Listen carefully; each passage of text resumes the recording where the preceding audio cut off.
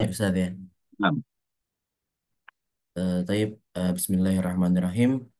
Assalamualaikum warahmatullahi wabarakatuh. Innal hamdalillah nahmaduhu wa nasta'inuhu wa nastaghfiruh wa na'udzu billahi min syururi anfusina wa min sayyiati a'malina. Man yahdihillahu fala mudhillalah wa man yudlil fala hadiyalah. Asyhadu an la ilaha illallah wa asyhadu anna Muhammadan abduhu wa rasuluhu la nabiyya wa la rasula ba'da. Alhamdulillah, pada kesempatan pagi ini kita sama-sama dapat melanjutkan manasik series sesi kedua manasik haji yang bertemakan ibadah dalam berhaji. Alhamdulillah sudah hadir di tengah-tengah kita Ustadz pembimbing kita, Ustadz eh, Dr. Abu Islam Imanuddin Hafizahullah Ta'ala. Untuk itu, sebelum kita mulai, boleh dibantu kepada tim garis lurus Mbak Yulia untuk share screen materi kita pada pagi hari ini.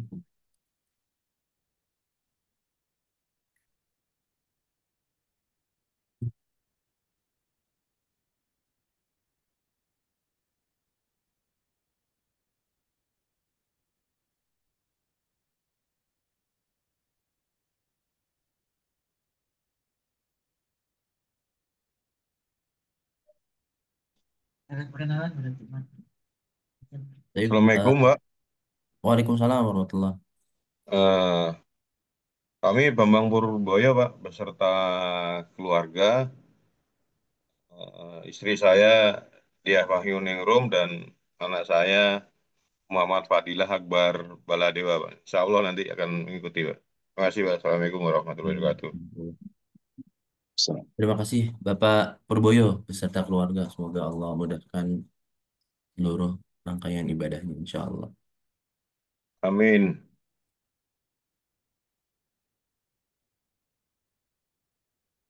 Baik, Alhamdulillah sudah terlihat Bapak Ibu sekalian materi kita pada pagi hari ini hakikat ibadah dalam berhaji. Untuk itu, untuk mempersingkat waktu, kami persilakan kepada Ustadz Kiai Haji Tono Abu Islam Imanuddin Hafizahullah Ta'ala. Waktu dan tempat dipersilahkan. Bismillahirrahmanirrahim. Assalamualaikum warahmatullahi wabarakatuh. Innal hamdalillah nahmaduhu wa nasta'inuhu wa nastaghfiruh wa na'udzu billahi min shururi anfusina wa sayyiati a'malina. Man yahdihillahu fala mudilla lahu wa man yudlil fala hadiya lahu. Asyhadu an la ilaha illallah wahdahu la syarika lah wa asyhadu anna Muhammadan abduhu wa rasuluh. Allahumma salli wa sallim wa barik ala nabiyyina Muhammadin wa ala alihi wa sahbihi ajma'in. Ya ayyuhalladzina amanu taqullaha haqqa tuqatih wa la tamutunna illa wa antum muslimun wa ba'd.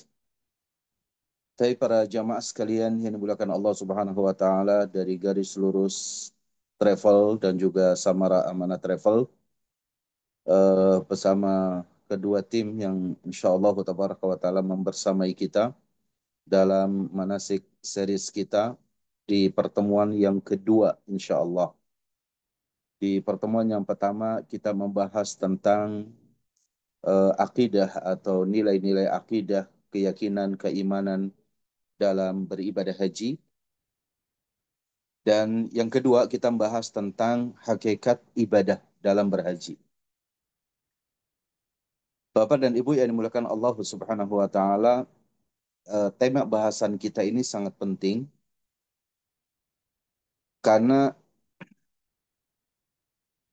di antara bentuk kecerdasan seorang muslim dalam menjalani kehidupannya itu harus sejalan dengan tujuan apa yang Allah menciptakan kita.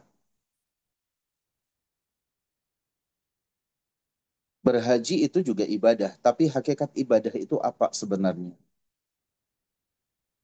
Tujuan Allah Subhanahu wa taala menciptakan kita manusia adalah untuk beribadah kepada Allah.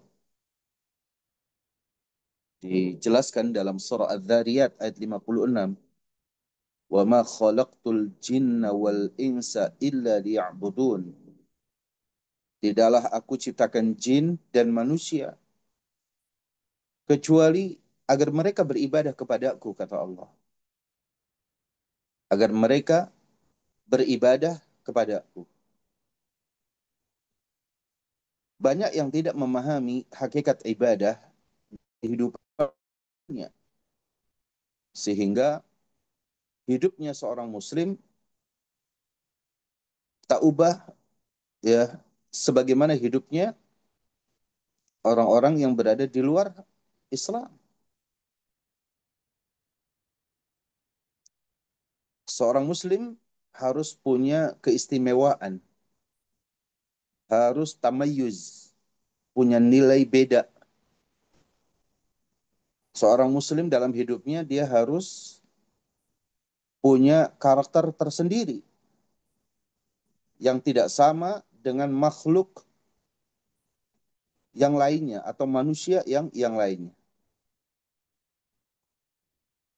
Maka kalau kita dapati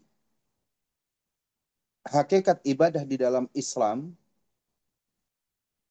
Islam itu adalah din, yaitu agama. Yang merupakan agama itu adalah representasi dari sebuah ketundukan. Agama ini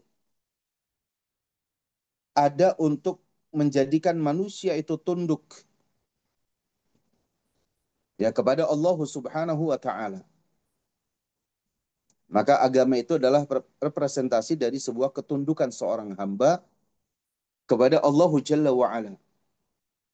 Ya, dalam bahasa agamanya disebut dengan al-inqiyad wal khudu, ketaatan dan ketundukan seorang hamba ya kepada Allah. Itulah agama. Yang kalau kita dapati mengambil pelajaran dari siapapun manusia yang meyakini sebagai suatu agama baginya, maka agama itu akan mendidiknya untuk melakukan sebuah ketundukan. Ketundukan kepada yang dianggap memiliki peranan yang sangat penting dalam hidupnya.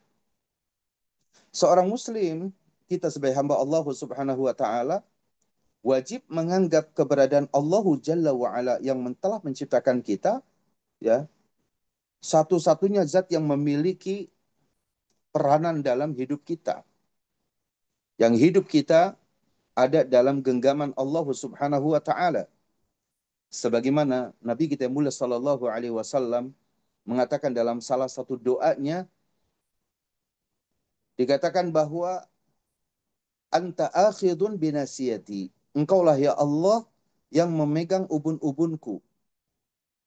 Jadi Allah Jalla wa ala memiliki peranan yang sangat penting dalam kehidupan seorang muslim. Di mana seorang muslim harus tunduk dan patuh terhadap Allah, itulah agama. Ketundukan seorang muslim ada pada sisi akidahnya, ada pada sisi ibadahnya, ada sisi muamalahnya, dan ada sisi adab dan akhlaknya. Ya, jadi Islam mengajarkan kepada kita ketundukan. Pertama, ketundukan dari sisi akidah, dan itu hati. Hati kita harus tunduk kepada Allah Jalla wa'ala. Begitupun ibadahnya, begitupun muamalah, begitupun adab dan akhlaknya. Yang ini menggambarkan satu kesatuan yang utuh yang disebut dengan agama Islam. Islam berisi akidah, Islam itu berisi ibadah, Islam itu berisi muamalah, dan Islam itu berisi adab dan akhlak. Yang semuanya terucap oleh lisan, terpikirkan oleh akal kita, terbetik dalam hati kita, dilakukan dengan anggota badan kita, dan betapa banyak ibadah juga dipengaruhi oleh harta. Inilah Islam. yang mengajarkan kepada kita bagaimana memiliki ketundukan hati, ketundukan akal, badan, harta, lisan itu kepada Allah Jalla wa'ala. Dan kalau kita dapati bahwa Islam ini ada 4 poin yang sangat besar, akidah itu adalah seperempat dari Islam, ibadah juga itu seperempat dari Islam. Muamalah seperempat juga dalam Islam, adab dan akhlak itu ada seperempat dalam agama Islam. Kata para ulama menjelaskan bahwa Islam satu kesatuan yang utuh, tidak hanya berbicara tentang akidah, tidak hanya berbicara tentang ibadah saja, tidak pernah berbicara hanya muamalah saja atau adab dan akhlak. Maka kita lanjut pada poin yang kedua, apa itu seperempat dari agama Islam yang itu masuk dalam tema kita yaitu ibadah. Silakan lanjut. Dikatakan oleh para ulama, al-ibadatu fil islami rub'uddin. Ibadah di dalam agama Islam itu seperempat dalam agama. Karena agama itu tadi akidah seperempat, ibadah seperempat, muamalah seperempat, akhlak dan adab seperempat. Untuk itu kalau kita dapati di dalam ayat-ayat Al-Quranul Karim, banyak ayat-ayat yang menjelaskan tentang akidah, tentang ibadah, tentang bagaimana kita bermuamalah, berinteraksi, ya baik interaksi manusia dengan Allah itu ibadah, interaksi manusia dengan manusia, interaksi manusia dengan makhluk Allah Jalla wa'ala yang lain.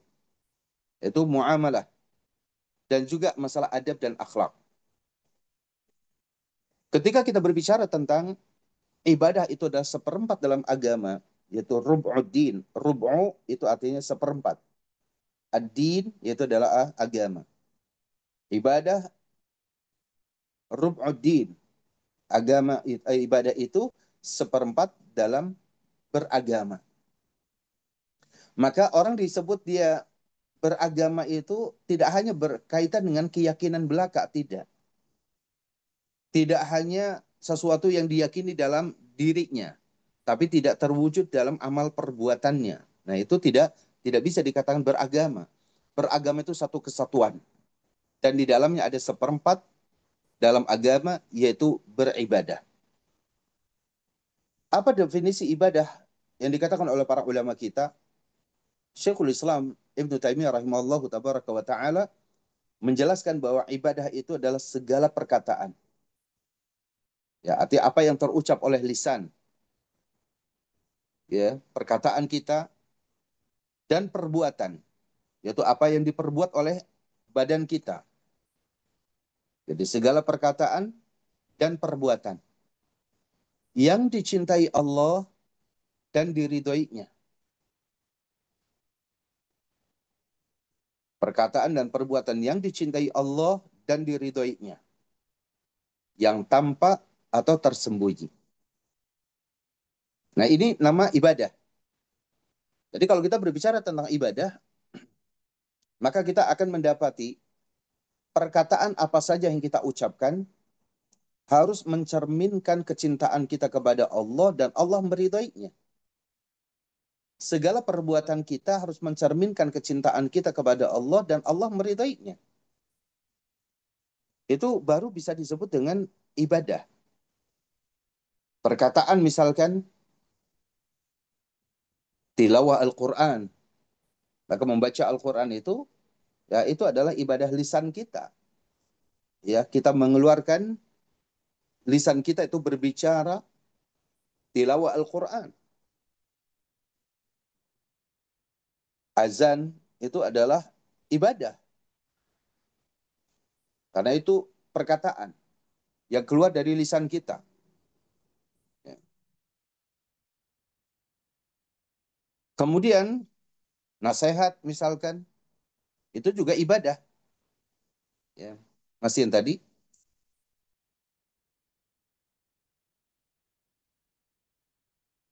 Contoh misalkan perbuatan sholat 5 waktu. Ya, sholat 5 waktu. Itu adalah perbuatan.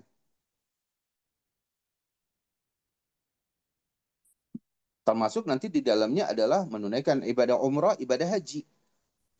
Itu perbuatan. Harus nampak. Bukan keyakinan saja. Bukan saya sudah menunaikan ibadah haji. Gitu.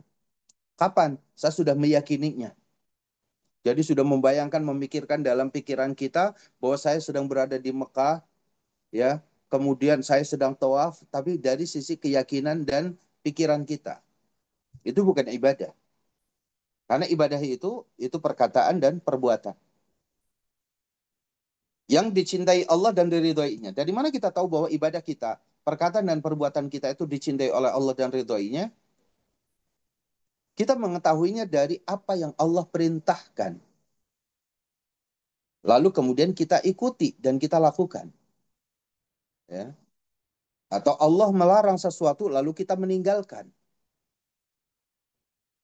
Jadi simpelnya bahwa perkataan dan perbuatan akan bernilai ibadah manakala kita mengikuti apa yang diperintahkan oleh Allah dan meninggalkan apa yang dilarang oleh Allah. Baik itu ibadah itu nampak, ya, atau tersembunyi. Ya, sholat 5 waktu nampak, ibadah umroh dan haji nampak. Kita mengeluarkan zakat, tangan kita membawa sesuatu, lalu kemudian kita bayarkan kepada orang nampak. Kita puasa, ya, itu bisa dikategorikan sebagai ibadah yang tersembunyi. Karena orang berpuasa atau tidak diketahui. Ya, ibadah puasa kita. Antum puasa? Oh iya, saya puasa. Makanya saya tidak makan. Tidak makan di hadapan orang. Tapi ketika enggak ada orang, ya, dia tidak lagi bisa mengelak bahwa dirinya sedang tidak berpuasa karena dia makan, ya, dia minum dan lainnya. Berburuk sangka atau berbaik sangka itu juga ibadah yang tersembunyi. Di hadapan kita tersenyum, di belakang kita dia apa? Ya, dia marah, dia emosi dan yang lainnya. Tersembunyi dia. Baik berbaik sangka maupun berburuk sangka. Itu adalah macam-macam dalam ibadah. Maka ibadah itu ada perkataan kita, perbuatan kita yang memang itu dicintai Allah, diridhai Allah. Kadang ibadah itu nampak, kadang juga tidak nampak. Ini definisi ibadah yang disampaikan oleh para ulama kita, termasuk yang dikuatkan oleh Syekhul Islam Ibnu Taimiyah rahimallahu tabaraka wa taala dalam kitab Al-Ubudiyah beliau. Lantas kemudian ketika kita eh, memahami tentang hakikat ibadah itu, bahwa ibadah ini adalah seperempat ya dari agama kita, maka haji itu adalah bagian daripada ibadah. Ya, tapi kita lanjut. Haji yang akan kita lakukan insya Allah itu bagian dari ibadah di dalam Islam. Bahkan dalam hadis Abdullah bin Umar bin Al-Khattab radhiyallahu an menjelaskan bahwa ibadah haji itu bukan sekedar ibadah saja, tapi dia bagian daripada rukun Islam yang kelima. Ketika Rasul Shallallahu Alaihi Wasallam mengatakan buniyal Islamu ala khamsin, Islam itu dibangun di atas 5 perkara. Syahadatu an la ilaha illallah, ya, wa anna Muhammadan Rasulullah, yaitu kesaksian bahwa tidak ada ilah, tidak ada Tuhan yang berhak diibadahi dengan sebenarnya kecuali Allah, dan kesaksian bahwa Muhammad adalah utusan Allah Subhanahu wa taala. Wa iqamis shalah, mendirikan salat. Wa ita'iz zakat, menunaikan zakat. Wa shaumi Ramadan, berpuasa di bulan Ramadan.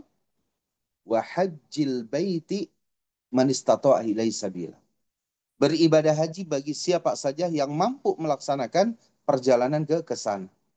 Maka di sini berhaji yang insya Allah akan kita lakukan itu bukan hanya sekedar ibadah. Bahkan ini masuk dalam kategori rukun Islam, tiangnya Islam. Yang tidak bisa dipisahkan haji ini dari kewajiban sholat, kewajiban zakat, kewajiban puasa, dan kewajiban mengucapkan syahadat. Itu ibadah haji. Hanya saja memang sebagaimana dijelaskan dalam Al-Quranul Karim, ibadah haji ini istimewa karena memang tidak semua orang mampu. Maka ketika Allah Subhanahu wa taala berfirman, "Walillahi 'alan nasi hijjul baiti", ada tambahan, "man istata'a ilaihi sabila". Allah telah mewajibkan kita untuk menunaikan ibadah haji, tapi man istata'a ilaihi sabila, ada yang mengikat bagi siapa yang mampu melaksanakan perjalanan ke sana. Maka Masya Allah, ya Bapak dan Ibu yang dimuliakan Allah Subhanahu wa Ta'ala, ketika haji itu merupakan ibadah yang memang tidak semua Muslim mampu melaksanakan ke sana, maka ketika kita dipanggil oleh Allah dan Allah berikan kemampuan kepada kita, ini nikmat yang luar biasa. Setiap Muslim yang masih ada dalam keimanan dirinya, pasti dia merindukan untuk bisa menunaikan rukun Islam semuanya, 5 perkara ini. Tapi ternyata ada yang dari lahir hingga wafatnya, dia tidak mampu. Dan Allah belum berikan kemampuan kepadanya menunaikan ibadah haji. Ada yang Allah berikan mampu perjalanan ke sana sebenarnya, tapi kecintaan kepada dunianya itu telah menggelayuti jiwanya. Sehingga tidak mampu, ya, dia menghalangi ataupun berhadapan dengan nafsunya, sehingga biaya yang besar misalkan, maka dia enggan untuk mengeluarkannya, atau waktu dia enggan untuk, ya, meluangkannya. Sebenarnya Allah berikan kemampuan kepadanya, karena kemampuan, ketika berbicara kemampuan di sini, para ulama yang pertama ini menjelaskan bukan kemampuan dari sisi apa? Bukan dari sisi ilmu, karena ilmu tentang manasik haji itu bisa dipelajari sambil berjalan. Seperti dalam manasik kita seperti ini. Tapi kemampuan dari sisi apa? Pembiayaan. Karena as-sabil man istata'a ilai sabila, kalimat sabil bagi siapa yang mampu melaksanakan perjalanan ke sana, sabilun itu jalan, maka untuk jalan ke sana itu butuh biaya, ya. Butuh biaya. Berapa perjalanan untuk ke sana? Berapa biaya yang harus dia tinggalkan untuk keluarganya di tanah airnya? Berapa biaya, ya, yang harus dia siapkan untuk apa, pada saat dia berada di tanah suci di sana. Maka kalau kita dapat di ikhwatal iman, orang-orang terdahulu itu luar biasa. Mereka berkendaraan dengan kapal lautnya berbulan-bulan, dia terombang-ambingkan di atas laut dengan ombak-ombak yang luar biasa. Yaitu kalau kita dapati sangat sulit untuk kita melakukan pada saat ini. Mereka berangkat 3 bulan, pulang mereka 3 bulan lagi. Di sananya barangkali beribadah itu hanya beberapa hari ibadah. Tapi kadang-kadang mereka itu sampai 1 tahun berada di tanah suci. Di Mekahnya maupun di Madinahnya. Kenapa? Karena ketika akan pulang, ya, mereka sudah bayangkan 3 bulan dia akan berada kembali di atas, ya, di atas laut, di atas kapalnya. Mendapati kesulitan itu udah pasti. Rasa takut itu udah pasti. Sehingga perjalanan ke sana itu mereka sudah siapkan. Biaya yang dia keluarkan untuk 1 tahun ahli warisnya ataupun keluarganya ditinggalkan. Ya kalau terjadi sesuatu maka semua jadi ahli warisnya. Itu sudah disiapkan pembiayaannya. Begitu juga untuk 1 tahun ketika berada dia di sana misalkan. Itu udah siapkan.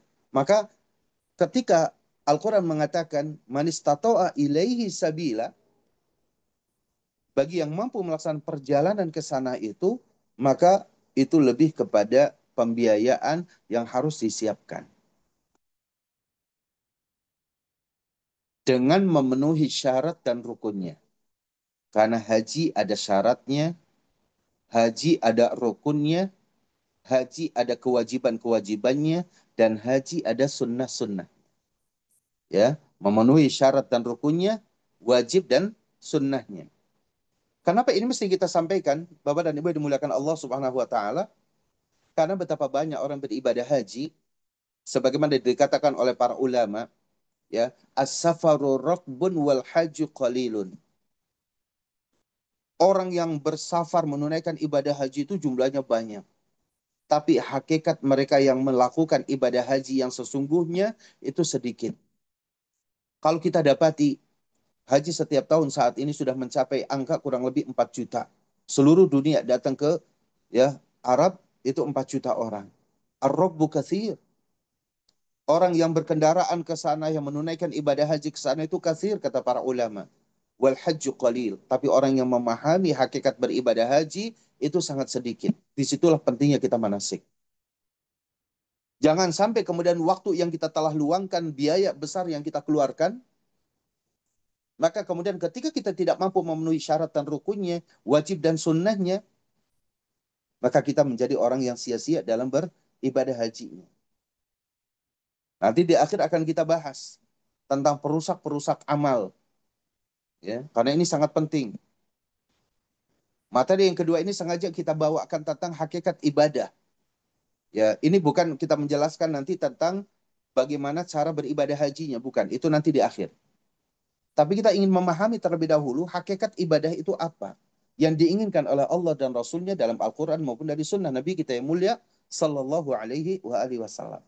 Jadi sekali lagi, haji ini merupakan ibadah di dalam Islam yang utama dan dia bagian daripada rukun Islam. Yaitu rukun Islam yang kelima. Hanya saja catatannya, tidak semua kaum muslimin ya diberikan kemampuan. Maka ketika Allah berikan kemampuan kepada kita untuk bisa berhaji, ini merupakan nikmat yang agung yang wajib kita syukuri. Semoga Allah Jalla wa'ala memberikan kemudahan kepada kita untuk bisa melaksanakan ibadah haji tahun ini. Amin. Allahumma amin. Hanya saja harus memenuhi syaratnya, rukunnya, wajibnya, dan sunnah-sunnahnya. Ya nanti akan kita jelaskan insya Allah pada ya manasik berikutnya. Baik, lanjut kemudian.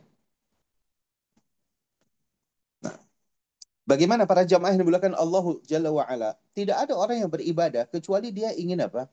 Dia ingin ibadahnya itu diterima. Ya, tidak ada orang yang beribadah ada ingin ibadahnya itu sempurna. Ya, tidak mau ada orang yang mau beribadah lalu yang penting saya gugur kewajiban saja atau yang penting saya ya berangkat saja. Ternyata tidak, ikhwatal iman azan ya Allah. Kita telah ditetapkan baik dalam Al-Quran maupun Sunnah Nabi kita yang mulia Sallallahu Alaihi Wasallam tentang syarat sahnya ibadah. Nah, syarat di sini ada dua. Pertama, syarat sahnya beribadah, dan yang kedua, syarat ya sah atau diterimanya ibadah. Yang pertama adalah syarat diterimanya ibadah, dan yang kedua syarat sempurnanya ibadah. Jadi ada empat. Dari empat ini dibagi menjadi dua kata para ulama. Yang pertama itu adalah syarat diterimanya ibadah, dan yang kedua adalah syarat sempurnanya ibadah. Kita ingin ibadah haji kita itu diterima oleh Allah. Kita ingin, saudara yang dimulakan Allah, ibadah haji kita ini sempurna. Ya, sempurna. Bukan sekedar pulang-pulang kita akhirnya ya bebas mengenakan peci haji kita, atau kita dipenuhi dengan panggilan-panggilan, slogan-slogan Pak Haji atau Bu Haji. Kita tidak mau itu. Tapi kita beribadah haji di sini karena kita satu ingin diterima ibadah kita. Semua orang beribadah ingin diterima oleh Allah. Syaratnya ada dua. Sebagaimana kita ingin ibadah kita yang diterima ini sempurna. Dan ini syaratnya ada dua. Nah, yang pertama kita bahas syarat diterimanya ibadah kita. Yang pertama adalah ikhlas dan yang kedua ittiba. Ini syarat diterimanya amal, ya. Syarat diterimanya amal ibadah kita. Yang pertama ikhlas dan yang kedua ittiba. Ikhlas dan ittiba tidak bisa dipisahkan. Apa itu ikhlas? Niat dan maksud kita beribadah hanya karena Allah dan untuk Allah. Itu ikhlas. Niat ya dari ibadah kita, maksud dan tujuan dari ibadah kita hanya karena Allah dan untuk Allah. Itu namanya ikhlas. Saya beribadah haji. Saya siapkan segala sesuatunya agar saya bisa berangkat. Lalu kemudian saya niat, sudah pasang niat betul dalam diri kita. Dalam hati kita sudah kita pasang. Saya harus berhaji. Saya akan berhaji. Lalu kemudian Allah berikan kemampuan kita untuk berangkat. Saat di miqat, lisan kita mengucapkan labbaik Allahumma umratan mutamatti'an biha ilal hajj. Ya Allah, aku penuhi panggilanmu ya Allah, menunaikan ibadah umrah ini untuk sampai kepada haji. Karena haji kita adalah tamattu. Berarti umrah terlebih dahulu, maka dari umrah ini akan terus berlanjut ke haji. Itu kita lisan kita mengucapkan itu, lalu kemudian kita bertalbiyah. Labbaik Allahumma labbaik, labbaik la syarika laka labbaik, innal hamda wan ni'mata laka wal mulk la syarika lak. Ya, ikhlas kita kepada Allah. Kita berihram karena Allah, ya. Kita apa namanya? Bertalbiyah karena Allahu Jalla wa Ala. Nanti kita tawaf, kita sa'i, kita apa. Semuanya itu adalah niatnya kita karena Allah, maksud dan tujuannya juga karena Allah, dan ini untuk Allah. Itu ikhlas.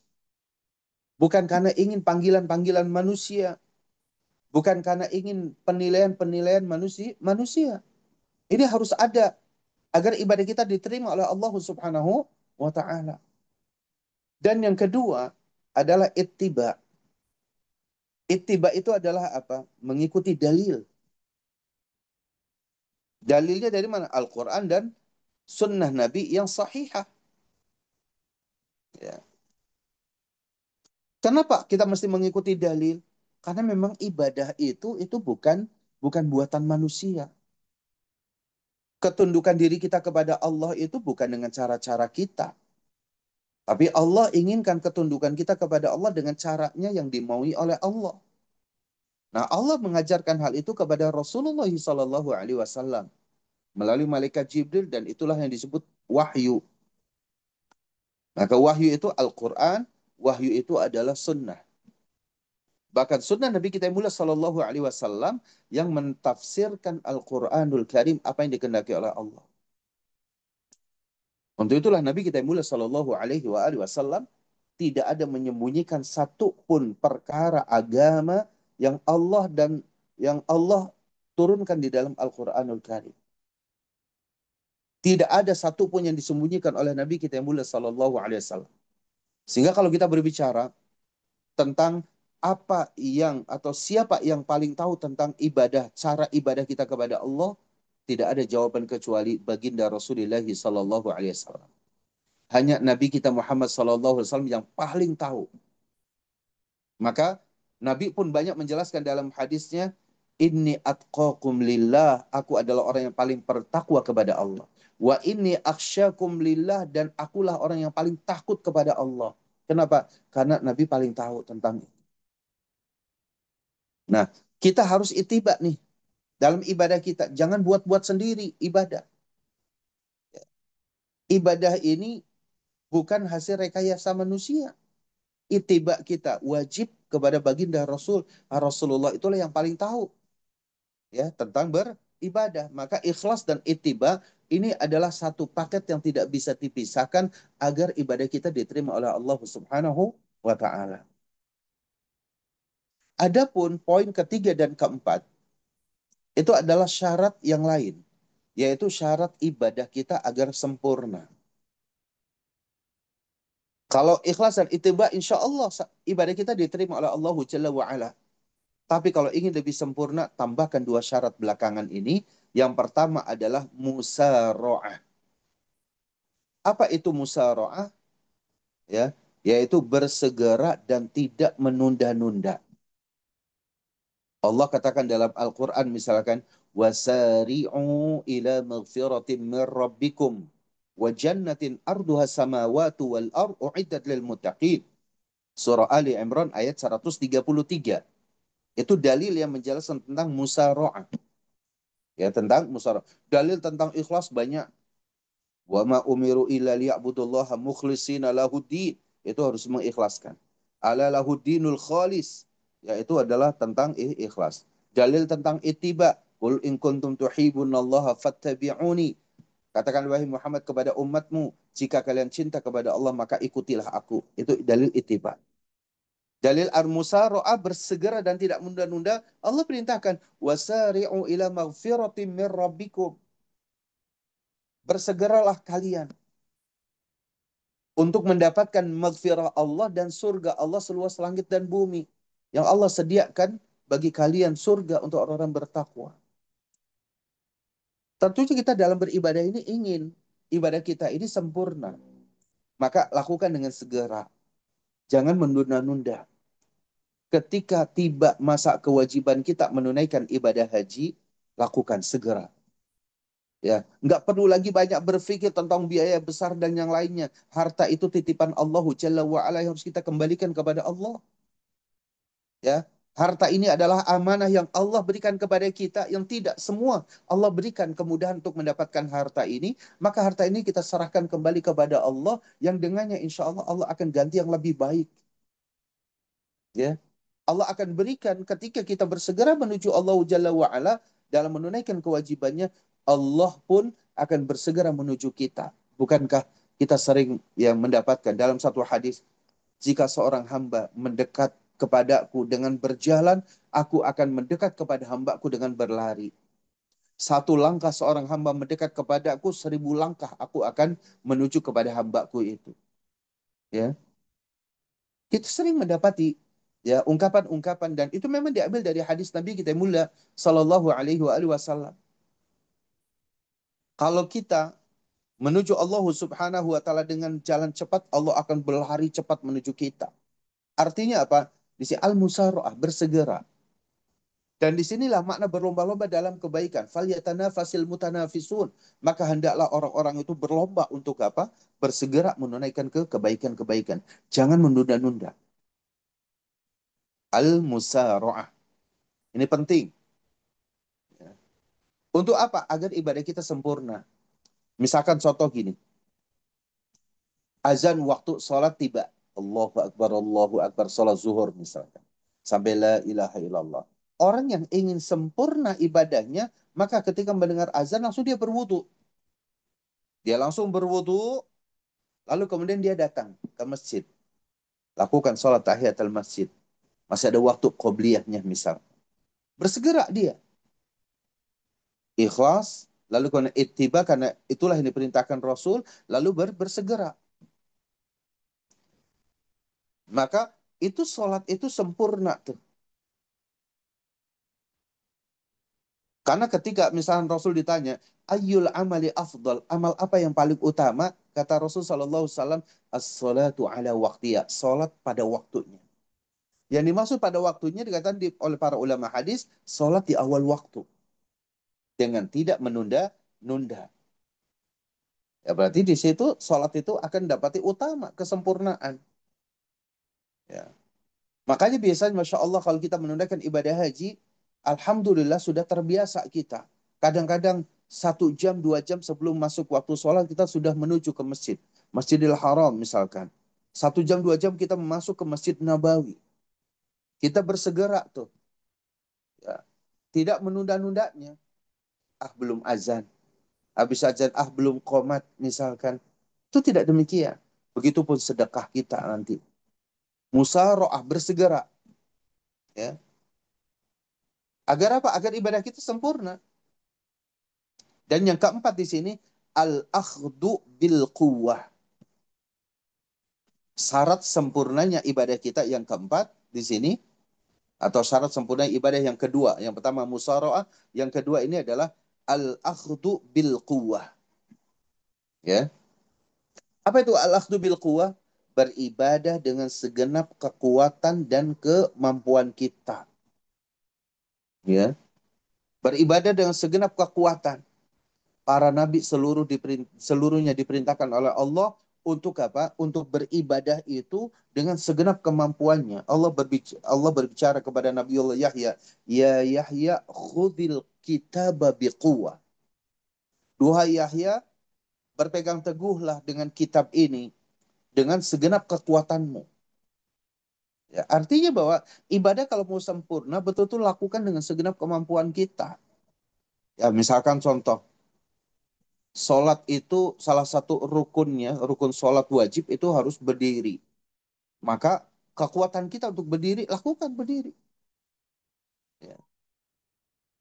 Begitupun misalkan dalam beribadah haji nanti banyak tuh yang al-akhdhu bil quwwah, karena panas yang luar biasa akhirnya padahal kita mampu, ya al-akhdhu bil quwwah, kita ini mampu melontar jumroh di terik-terik matahari yang panas misalkan, al-akhdhu bil quwwah, maka bismillah kita lontar jumroh siang hari sebagaimana disunahkan Nabi kita yang mulia sallallahu alaihi wasallam, yaitu pada saat matahari sudah berada di atas kepala kita, ya jam 12 misalkan. Yuk kita jalan menuju ke tempat lontar jumroh. Kita melontar jumroh. Itu namanya al-akhdhu bil quwwah.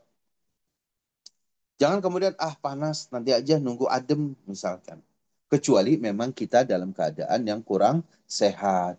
Kecuali kita ada uzur syar'i, maka boleh nitip, itu pun boleh, ya. Boleh nitip, ya. Istri misalnya dalam keadaan sakit boleh nitip sama suami untuk lontarkan jumrohnya, ya. Atau misalkan tawaf dan sa'i karena padat luar biasa dan kaki kita itu sudah mudah sekali untuk lemas, takut terjadi sesuatu, akhirnya udah kita berada di lantai 2 menggunakan apa? Ya menggunakan kursi atau menggunakan mobil misalkan, tawaf di atas. Ya itu boleh-boleh saja seperti itu. Tapi kemudian jangan kita memudah-mudahkan. Ya, jangan kita memudah-mudahkan. Usahakan al-akhdhu bil quwwah ini menjadi syarat kesempurnaan beribadah kita. Sehingga saya sampaikan syarat beribadah memang dibagi menjadi dua. Pertama syarat diterimanya ibadah, yang kedua adalah syarat sempurnanya ibadah. Syarat diterimanya ibadah itu ada dua, ikhlas dan ittiba, dan ini tidak bisa dipisahkan. Sebagaimana syarat sempurnanya ibadah ada dua, yang pertama al-musara'ah dan yang kedua al-akhdhu bil quwwah. Dan sini kita bisa memahami bagaimana saya harus beribadah dalam ibadah haji nanti. Ya, Bapak dan Ibu, sehingga dari pemahaman ini bisa kita pahami saya harus beribadah haji nanti seperti apa. Pertama, tanamkan keikhlasan terus. Ikhlas itu di awal, di tengah, di akhir itu ikhlas. Ittiba kita dalam setiap amal perbuatan kita. Lakukan dengan segera musyarakah dan harus dilakukan dengan segenap kemampuan kita. Baik, itu syarat beribadah. Terus kemudian berikutnya, ada rukun dalam beribadah, ya. Ada sesuatu yang harus ada dalam ibadah kita. Karena kalau tidak ada pada ibadah kita, bukanlah ibadah ini. Rukun ibadah dijelaskan oleh para ulama ini ada 3. Yang pertama al-mahabbah, ada kecintaan. Kita cinta terhadap ya ibadah ini. Jangan merasa terpaksa kita. Ketika Bapak dan Ibu akan menunaikan ibadah haji, harus cinta ibadah haji ini. Cinta berihram, cinta tawaf, cinta sa'i, cinta ya wukuf di Arafah, cinta mabit di Muzdalifah gitu ya. Cinta melontar jumrah, harus ada kecintaan terhadap ibadah yang akan kita lakukan dan semata-mata cinta ini kita karena Allah. Al-mahabbah fillah, al-mahabbah lillah. Kecintaan ini untuk Allah Subhanahu wa taala. Karena Allah lah kita ini yang mencintai amal ibadah ini. Ya. Jadi jangan merasa kepaksa kita menunaikan ibadah ini. Maka mumpung masih ada waktu, tanamkan dalam diri kita mahabbah karena ini rukun ibadah kita. Tapi kalau hanya sekedar ibadah saja itu enggak, kalau hanya sekedar cinta saja, ya mahabbah saja, ini enggak cukup, ya. Maka harus ada yang kedua rukunnya, al khauf. Harus ada rasa takut dalam diri kita. Rasa takut jangan-jangan ibadah kita tidak diterima. Ya, jangan terlalu pede dengan apa ya, percaya diri bahwa ibadah saya ini pasti diterima gitu. Harus ada al khauf. Rasa al khauf inilah yang membuat kita ini akan apa, akan berhati-hati agar ibadah kita ini tadi ikhlas. Jangan sampai kita harus punya takut dari ria, takut sum'ah gitu ya, takut ujub, berbangga diri, takut sombong. Harus ada al-khawf. Kita rasa takut dari perkara-perkara yang bisa menggugurkan nilai ibadah kita. Ya. Karena kalau ibadah itu hanya cinta saja, kata para ulama, ya terdahulu, Ahlussunnah wal Jamaah menjelaskan, kalau orang beribadah hanya dasarnya cinta saja, tidak ada rasa khauf, maka itu seperti ibadahnya orang sufi. Ya, orang sufi itu kalau kita dapati dalam beribadah itu hanya dasarnya cinta. Maka tidak heran kalau ada orang sufi itu yang dia beribadah kepada Allah, zikir kepada Allah, ya niatnya mah zikir, tapi kemudian dengan apa? Dengan ya apa namanya bergerak apa namanya ya kayak model dansa begitu, ya kayak model dia menggeleng-gelengkan kepalanya dan segala macam, bahkan muter-muter, ya seperti yang dicontohkan oleh tokoh-tokoh sufi misalnya. Kenapa? Karena memang ibadahnya itu dasarnya hanya mahabbah. Ibadah ketika hanya dasarnya mahabbah saja, hanya berdasarkan cinta saja, maka dia tidak peduli orang berbicara apa, bahwa itu jangan begitu. Masjid bukan untuk tempat nyanyi-nyanyi, masjid bukan untuk tempat berjingkrak-jingkrak, ya kan? Zikir itu tenang, dia duduk menghadap ke kiblat, dia punya wudhu, lalu kemudian kalimat-kalimat itu difahami. Ya. Maka sering kita dapati ya orang-orang yang sufi kadang-kadang beribadah, mereka menganggap itu ibadah, tapi karena memang dasarnya cinta. Kalau udah bahasa cinta itu ya susah. Kadang-kadang nasihat ilmu itu tidak masuk. Maka harus ada yang kedua, al-khawf. Harus ada rasa takut. Betul nggak ya yang saya amalkan ini memang betul-betul Allah ajarkan atau tidak? Allah perintahkan kita atau tidak? Jangan-jangan saya sudah capek-capek, saya sudah lelah-lelah, waktu saya habis, biaya saya besar, lalu kemudian ibadah kita tidak diterima karena kita tidak memiliki rasa khauf, rasa takut, ya. Tapi kalau kita beribadah hanya dengan rasa takut saja, itu juga seperti ibadahnya orang Khawarij, ya. Ibadahnya orang Khawarij itu mendasari ibadahnya itu hanya takut. Karena rasa takut yang berlebihan, akhirnya mudah sekali mengkafirkan orang. Hanya ibadah saya yang benar, ibadah kamu salah semua. Hanya saya yang beriman, kamu ya kafir dan yang lain-lain. Wah, ini bahaya, ya. Itu orang yang beribadahnya itu hanya dasarnya al-khauf, tidak ada kecintaan. Apakah al-mahabbah dan al-khauf saja cukup? Tidak. Kata para ulama, ya, barengi ibadah kita dengan roja, yaitu rasa harap. Kita terus berharap, ya Allah, semoga amal ibadah kita diterima. Maka panjatan-panjatan doa dan munajat kita itu sangat penting. Bagian daripada roja kita kepada Allah. Ya. Maka ibadah haji itu adalah ibadah yang harus disiapkan oleh kita. Zikir yang banyak, doa yang banyak. Karena disitulah ada harapan. Ya, dengan kita menunaikan ibadah haji itu ada harapan, ikhwatul iman. Ya Allah, ampuni dosa-dosaku ya Allah. Ya, ya Allah, masukkan aku ke dalam surga. Ya Allah, jadikan ibadahku ini betul-betul ibadah yang diterima olehmu. Ini namanya roja. Ini namanya harapan. Nah, ibadah itu harus ada tiga-tiganya. Ketika kita sholat, kita harus cintai sholat kita karena Allah. Tapi kita juga ada takut jangan-jangan ibadah sholat kita ini nggak diterima. Maka saya harus berhati-hati. Takbirnya harus betul-betul, bacaan Al-Fatihahnya harus betul. Karena rasa ada takut. Jangan-jangan Al-Fatihah yang kita baca ini salah. Karena cepat-cepat dan yang lainnya. Jangan-jangan ruku kita ini salah. Jangan-jangan sujud kita ini salah. Maka harus dengan ilmu. Rasa takut akan melahirkan ilmu. Rasa cinta kita akan melahirkan semangat kita untuk beramal. Dan roja harapan ini akan melahirkan sikap pengharapan yang luar biasa. Maka kesimpulannya adalah ibadah tanpa ketiganya bukanlah ibadah. Enggak mungkin orang bisa dikatakan beribadah kalau tidak ada tiga hal di dalamnya. Ini yang disebut dengan arkanul ibadah. Rukun ibadah ini harus ditegakkan oleh kita. Ada mahabbahnya, ada khaufnya, ada rojanya. Ada kecintaan, ada rasa takut, dan ada rasa harapan. Karena kalau hanya berharap saja, tidak ada mahabbah, tidak ada rasa takut, ini bisa jadi orang murjiah nih kalau dalam aliran Islam itu. Salah satu paham Islam itu ada kaum murjiah. Allah kan maha pemaaf. Salah-salah dikit ya wajar, biasa. Pasti Allah akan ampuni.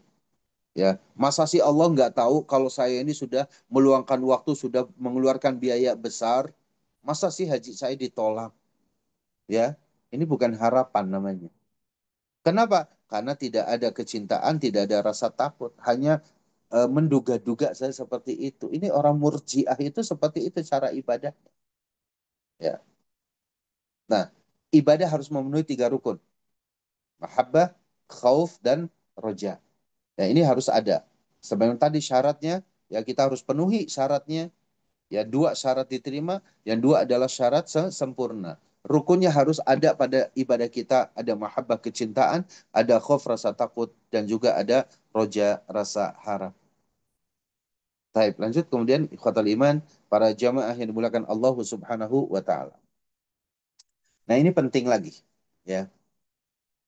Kalau kita diperintahkan oleh Allah Jalla wa ala untuk beribadah, ya kalau kita diperintahkan kewajiban beribadah yang wajib dipenuhi. Afan itu ada kasalah, ada tipe wajib. Wajib, ya. Kewajiban beribadah yang harus dipenuhi oleh seorang muslim itu dilihat dari sisi apa?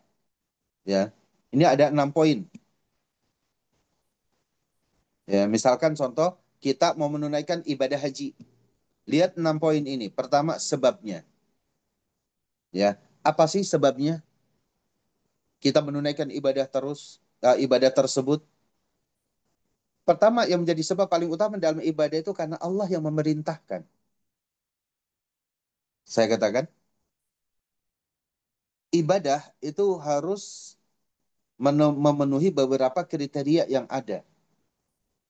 Kenapa sih kita ini wajib beribadah?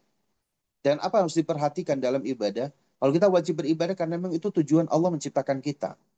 Tapi ibadah yang harus kita penuhi ini harus melihat beberapa beberapa poin-poin penting. Pertama, sebab. Kita menunaikan ibadah haji karena memang sebabnya Allah memerintahkan kita. Maka ibadah apapun itu ada karena perintah. Kalau tidak ada perintah kita beribadah, maka tidak diperintahkan. Allah perintahkan kepada kita mengucapkan syahadat karena kita berada di atas agama Islam. Allah perintahkan kepada kita untuk sholat, untuk zakat, untuk puasa, untuk umroh, untuk haji. Ya, itu karena Allah perintahkan. Allah ya memerintahkan kita untuk birrul walidain. Ya, itu sebab kenapa kita mesti berbuat baik kepada orang tua.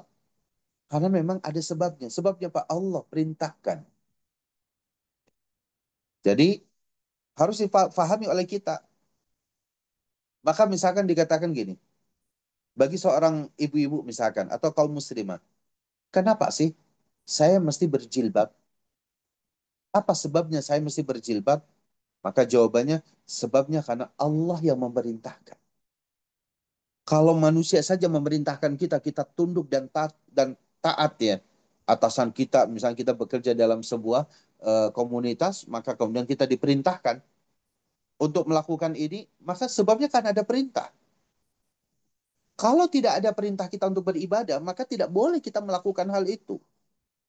Misalkan contoh, kenapa kamu melakukan hal ini? Kenapa Anda melakukan hal ini? Lalu jawabannya, ya saya senang aja sih. Saya senang saja. Senang itu biasanya itu pakai perasaan. Ibadah tidak dilahirkan dari sebuah perasaan. Ya. Kenapa kamu melakukan ini? Karena saya bermimpi seperti ini. Ibadah tidak dihasilkan dari sebuah mimpi. Kecuali ya memang ada nas dalilnya. Apakah ada Ustadz ibadah yang memang ada dalilnya karena suatu mimpi? Ada, dan itu satu, yaitu azan. Ya, lafat-lafat azan itu dihasilkan dari mimpi seorang sahabat yang sebelumnya belum ada lafaz azan seperti itu. Lalu kemudian mimpi sahabat itu disampaikan kepada baginda Rasulullah SAW. Lalu kemudian Rasulullah menetapkan, iya inilah yang untuk azan. Mimpi sahabat ini benar, ya. Dan di situ Rasulullah kemudian menetapkan. Maka itulah bagian daripada ibadah kita. Ada sebabnya. Tapi ada orang yang misalkan, kenapa kamu zikirnya seperti itu? Ya karena sebabnya guru saya dulu mengajarkan ini. Enggak, ya. Ibadah itu ada perintahnya. Ada yang memerintahkan kita untuk beribadah. Pertama Allah yang memerintahkan ibadah kita dan itu ada di dalam Al-Quran. Rasulullah SAW memerintahkan kepada kita yaitu ada di dalam sunnahnya. Itu sebab. Maka jangan membuat ya perkara-perkara yang baru yang tidak ada perintahnya dari Allah dan Rasulnya Sallallahu Alaihi Wasallam. Dijelaskan dalam sebuah hadis yang diriwayatkan dari Aisyah Ummul Mukminin, "Man amila amalan laisa alaihi amruna fahuwa raddun." Barang siapa yang beramal, beribadah dengan satu amalan, satu ibadah yang tidak ada perintahnya dari kami, maka ibadah itu tertolak. Ya. Sehingga dari sinilah kita bisa paham, kita melakukan ibadah haji ini apa? Karena diperintahkan. Ibadah haji itu ada tawaf, karena tawaf itu diperintahkan. Kita sa'i itu diperintahkan. Tahalul itu diperintahkan. Wukuf di Arafah diperintahkan. Ya itu sebabnya.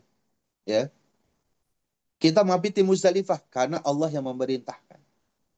Kita tawaf ifadah, kemudian kita sa'i lagi, itu karena diperintahkan. Kita lontar jumrah Aqabah, kita menyembelih hewan al-hadyu kita, itu karena Allah yang memerintahkan. Kita mabit di Mina 2 hari, tanggal 11 dan 12, nafar awal misalkan, itu karena Allah perintahkan. Atau nafar sani, tambah semalam lagi tanggal 13, itu karena Allah perintahkan. Allah dan Rasul yang memerintahkan kepada kita. Jadi pertimbangan kita menunaikan ibadah haji itu ada sebabnya. Sebabnya karena ada perintah. Yang kedua, yang harus menjadi pertimbangan kita kenapa kita mesti beribadah, itu yang dilihat itu adalah jenisnya. Ya. Ini jenisnya. Jenis ibadah ini apa? Mungkin bisa dikatakan wajib, ibadah yang wajib yang tidak boleh ditinggalkan oleh seorang muslim. Maka di sana ada al-wajibat, ada al-faraid, perkara-perkara yang wajib. Sholat 5 waktu, zakat fitri, zakat mal, puasa di bulan Ramadan, gitu ya. Haji dan umroh seumur hidup sekali. Ini adalah apa? Jadi ibadah itu faraid. Ada yang sunnah, nawafil, salat qobliyah, salat ba'diyah. Ya. Ketika kita tahu ini bukan yang wajib, tapi ini sunnah, maka kalau tidak kita melakukannya, maka tidak berdosa. Tapi ketika kita melakukannya, maka insya Allah kita berpahala. Karena ini sunnah.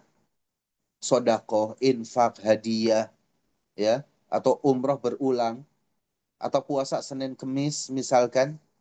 Ya, ini adalah jenis yang kedua, itu mustahabat.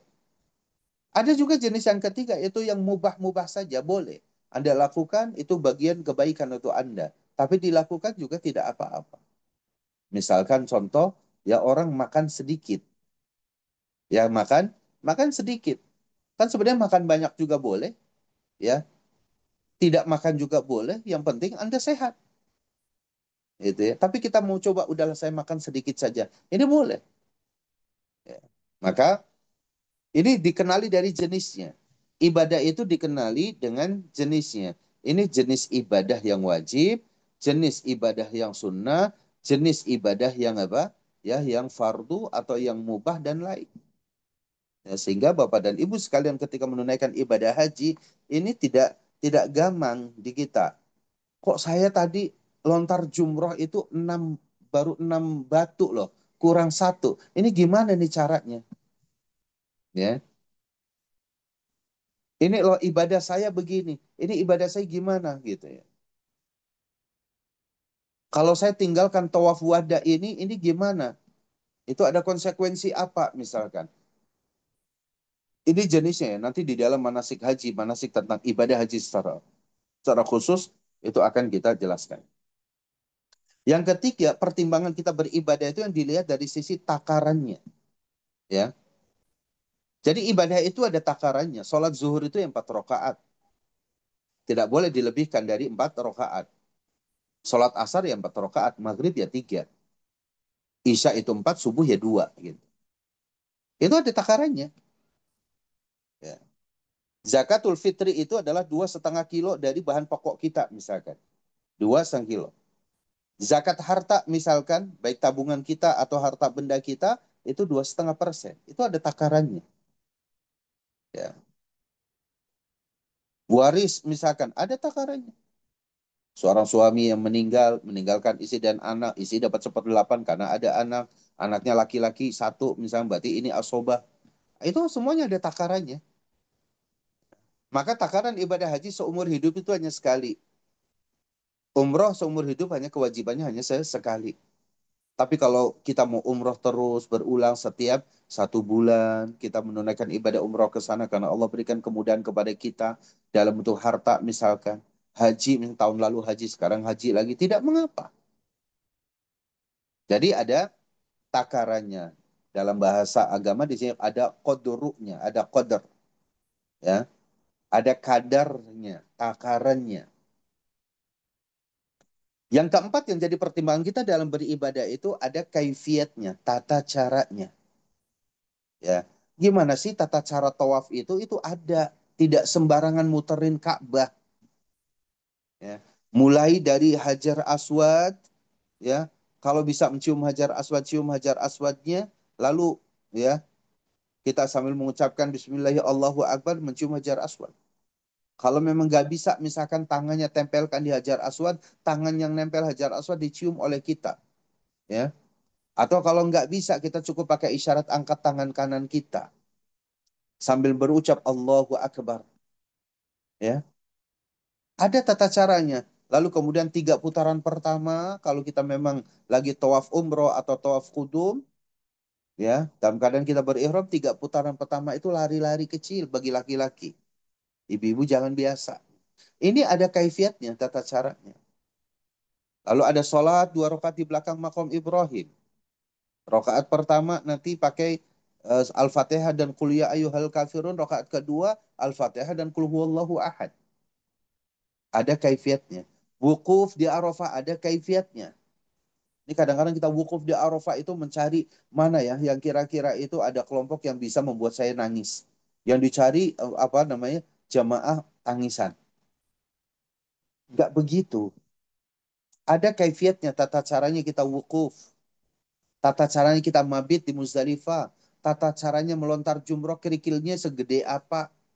Ya, boleh nggak saya lontar jumroh pakai sandal saya? Ini ada kaifiatnya. Tidak bisa sembarangan membuat kaifiat tata cara ibadah kita sendiri. Ini harus jadi pertimbangan. Yang kelima, pertimbangan kita untuk apa beribadah itu adalah pertama dari waktu. Ya, dari waktu.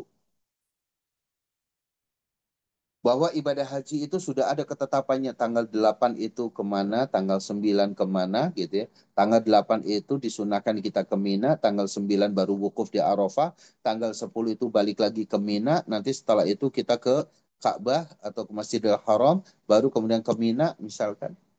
11, 12, dan 13 Zulhijjah kita apa namanya mabit di Mina misalkan. Itu ada waktunya. Waktu lontar jumroh yang utama itu kapan? Ya, jam berapa kita mesti melontar jumrohnya? Sebagaimana waktu-waktu sholat 5 waktu itu ada. Bahkan tadi kaifiat tata cara ya, sholat kita di Mina itu berbeda dengan sholat kita apa? Sholat kita di Arafah atau Muzdalifah dari sisi kaifiatnya, tata caranya. Di Mina kita sholat ya masing-masing tepat pada waktunya meskipun boleh dikosor. Yang 4 jadi 2. Tapi zuhur di waktunya zuhur, asar di waktunya asar, isya di waktunya isya. Tapi beda ketika kita berada di Arafah. Arafah itu zuhur dan asar bisa dijamak plus kosor. Waktunya di awal waktu, yaitu di zuhur. Tidak di akhir waktu, yaitu di asar. Tidak. Maghrib dan isya itu lakukannya itu di Musdalifah. Dan di waktu isya. Sehingga namanya jamak takhir. Itu ada kafiatnya, ada waktunya. Dan yang keenam, ibadah itu dilakukan oleh kita melihat tempatnya. Maka Bapak dan Ibu yang muliakan Allah Jalla wa'ala, ketika kita berada di Mekah, ya, maksimalkan kita untuk bisa beribadah di tempat yang mulia. Salat 5 waktu di Masjidil Haram, berimamkan dengan imam Masjidil Haram, pahalanya 100.000 kali lipatnya. Di Masjid Nabawi 1.000 kali lipatnya. Itu ada tempat. Wukuf itu di Arafah ya di Arafah. Di luar Arafah nggak sah wukufnya. Mabit di Muzdalifah itu harus berada di batasan Muzdalifah. Tidak boleh keluar dari Muzdalifah. Mabit di Mina ya harus berada di Mina. Tempatnya di Mina. Di luar Mina nggak sah kita mabitnya. Maka Masya Allah ini ada aturan-aturan yang luar biasa yang mesti diperhatikan oleh kita tentang kewajiban kita beribadah ini. Ada sebabnya, ada jenisnya, ada takarannya, ada kefiatnya, ada waktunya, dan juga ada tempatnya. Ya, tidak serta merta ya misalkan kita berdoa misalkan saja itu melihat waktu tempatnya di mana.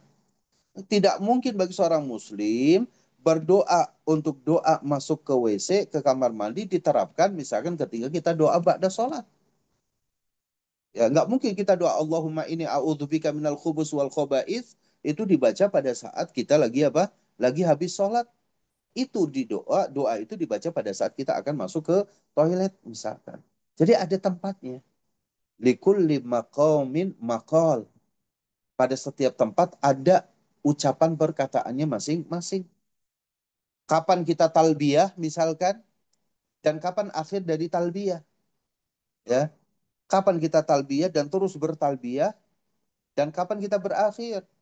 Kalau sudah masuk di tanggal 10 kita sudah menunaikan ya ibadah tawaf ifadah lalu kemudian sa'i lalu kemudian tahallul maka berubah bukan talbiyah lagi nanti yang dibaca tapi yang dibaca itu adalah takbir Allahu akbar la ilaha illallah wallahu akbar walillahil hamd itu tanggal 10 ya jadi bukan lagi talbiyah. Talbiyah ada pada saat dari tanggal 8 sampai tanggal 10. Nanti tanggal 10 berubah. Zikir kita yang terus kita kumandangkan itu adalah bukan talbiyah kalau udah tanggal 10. Ya, tapi itu pun setelah kita menunaikan apa? Ya, tawaf ifadah atau lontar jumroh akobah nanti. Jadi, Bapak dan Ibu itu harus dibarengi dengan ilmu semuanya. Ya, ada tempat yang harus kita ucapkan kapan saya berhenti talbiyah, kapan saya mengawali takbir dan kapan berhenti takbir. Berhenti takbir sampai kita selesai di masa apa? Di masa ayam mutasyrik tanggal 13. Setelah kita lontar jumroh selesai, terakhir tanggal 13, baru tuh kita berhenti takbirnya. Masya Allah, Islam mengatur luar biasa tentang kewajiban kita beribadah haji itu. Ya ada beberapa pertimbangan yang harus kita lihat. Ada sebabnya, ada jenisnya, ada takarannya, tata caranya, ada waktunya, ada tempatnya. Ya, taib. Lanjut. Ini kewajiban kita beribadah. Apa yang menjadi pertimbangan seperti itu. Untuk itu saya mengingatkan kembali bahwa sifat ibadah itu adalah tauqifiyah, ketetapan syariat. Tauqifiyah itu adalah sifat ibadah kita tauqifiyah, ketetapan syariat, bukan buatan-buatan kita. Maka yang kedua, sifat ibadah bukan hasil rekayasa manusia. Kalau hasil rekayasa manusia, maka akan terjadilah bid'ah, gitu ya. Mengada-ada perkara baru dalam agama. Nanti ada keyakinan khurafat-khurafat. Ya karena itu hasil rekayasa orang. Ada tahayul, sesuatu yang tidak mesti diyakini oleh kita, lalu kemudian diyakini. Yang semuanya itu membuat manusia tersesat dari jalan Allah. Ya, maka kita harus waspadai ibadah kita ini yakinilah kita beribadah karena ketetapan syariat. Karena Allah lah yang memerintahkan tadi ini namanya disebut tauqifiyah. Dan ibadah bukan dari hasil rekayasa manusia. Hasil rekayasa manusia, manusia tidak punya hak untuk membuat syariat, tidak. Karena yang mensyariatkan syariat agama kita Allah dan Rasulnya. Sallallahu alaihi wa alihi wasallam. Manusia tinggal ngikut saja. Apa sih Allah perintahkan? Apa yang Rasulullah perintahkan? Itu kita ikuti. Kalau Allah tidak memerintahkan itu, ya udah. Kita diam. Ya, masih banyak perintah-perintah Allah yang kita sendiri belum banyak melakukannya. Ngapain harus bikin-bikin perkara yang baru? Ya, baik. Ini sifat ibadah yang harus ada dalam dalam diri kita. Lanjut. Nah, di sini perhatikan Bapak dan Ibu yang dimuliakan Allah. Ketika kita melakukan ibadah, ternyata ada yang merusak pahala ibadah kita. Pahala ibadah kita jadi apa? Jadi hilang. Ya. Pertama ria, ya. Ini perusak pahala. Ria itu ya ibadah kita ini tujuannya ingin dilihat orang lalu dipuji. Nah, ini memang kadang-kadang ya, itu ujian berat bagi kita sebenarnya. Karena kadang-kadang kita beribadah itu pengen ya, pengen ibadah kita ini dilihat oleh orang. Atau menjadi bukti bahwa kita ini sebenarnya sudah ibadah. Padahal kan mesti sejatinya kan nggak begitu. Ya. Tapi kadang-kadang kita pengen punya kenangan. Ya. Contoh misalkan, ya kita sedang berihram, kenangan kita menggunakan kain ihram atau minta difoto. Ya, minta difoto. Ketika kita lagi tawaf, selesai tawaf kita ya ingin difoto, kita berada di tempat tawaf misalkan. Nah, ini yang kadang-kadang itu ya tidak dipungkiri setan itu masuk melalui pintu itu sehingga jadilah kita ria, ingin dilihat lalu kemudian ingin dipuji. Ya. Sum'ah itu yang kedua, ingin didengar-dengar lalu dari hasil apa yang didengar itu kemudian berharap orang itu memuji. Itu sum'ah. Ujub, berbangga diri dengan amal ibadah kita. Ini bisa perusak pahala ibadah kita. Takabur, ya, ini sombong, ya. Seakan-akan bahwa ya haji reguler, haji furoda itu pahalanya paling besar daripada haji plus dan haji reguler misalkan. Ini jangan sampai itu takabur. Atau kita haji furoda menganggap haji reguler itu haji yang ya ini hajinya orang miskin misalkan. Itu jangan. Ya, jangan sampai seperti ini. Karena ini melahirkan sikap takabur. Allah berikan kemudahan kepada kita untuk bisa menunaikan ibadah haji. Baik plus maupun furodanya. Ini karena memang Allah menginginkan kita melakukan hal itu. Maka syukuri nikmat tersebut. Tidak perlu kita berbangga. Tidak perlu kita menyombongkan diri. Yang kelima, al-man. Al-mannu. Apa itu al-man itu? Mengungkit-ungkit kebaikan dan ibadah kita. Kita banyak nih, saya dapati ya, saya sebagai pembimbing kadang-kadang saya sudah mengingatkan, tapi mungkin para jamaah lupa gitu ya. Contoh begini, ingin mencium Hajar Aswad. Lalu kemudian apa? Allah berikan kemampuan kepada kita untuk datang ke Hajar Aswad. Lalu kemudian apa? Lalu kemudian kita bisa mencium Hajar Aswad. Wah, kita senang sekali luar biasa. Kita keluar dari barisan area tawaf itu dengan keringat yang luar biasa, bercucuran karena apa padatnya orang mencium Hajar Aswad. Nyampe di hotel kita cerita, di tempat makan kita cerita. Saya tadi mencium Hajar Aswad, perjuangannya luar biasa, begini, begini, begini. Nah, itu mengungkit ibadah kita. Bahaya sebenarnya. Padahal apa? Mencium Hajar Aswad itu sunnah. Ya itu hukumnya sunnah. Yang kalau orang datang ke sana tidak mencium Hajar Aswad pun, itu tetap sah ibadah hajinya. Nah, kalaupun kemudian kita diberikan kemudahan oleh Allah bisa mencium Hajar Aswad, itu syukuri. Kalau ada orang bertanya, tadi berhasil nggak mencium Hajar Aswad? Alhamdulillahilladzi bini'matihi tatimmus salihat. Segala puji bagi Allah. Atas izin Allah, saya Alhamdulillah tadi bisa mencium Hajar Aswad. Dan dengan nikmat ini, semoga Allah sempurnakan ibadah kita. Begitu. Pujilah Allahu Jalla wa'ala. Kita bisa mencoba Hajar Aswad bukan karena kemampuan diri kita. Misalnya. Jangan mengungkit-ungkit. Kita bersodako, kita berinfak, apa alman ini merusak pahala ibadah kita. Termasuk di dalamnya adalah melakukan kezaliman. Ya, melakukan kezaliman.